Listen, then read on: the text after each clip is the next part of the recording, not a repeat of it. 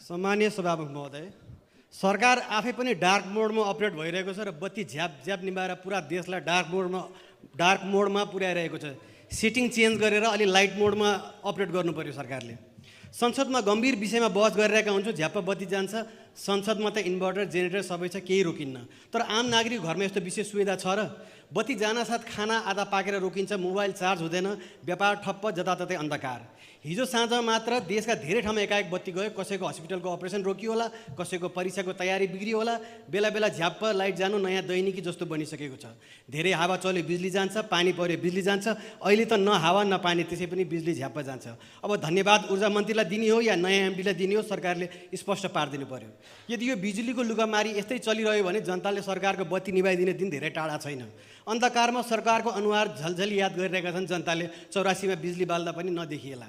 सरकारले गम्भीर रूपमा लियोस्। अनि अर्को कुरा, त्यो बत्तीको अभाव देखाएर हाइड्रो पावरको लाइसेन्स नेताका परिवारलाई बेच्ने ट्याक्टिक्स पनि हामीले बुझिरहेछौँ। धन्यवाद।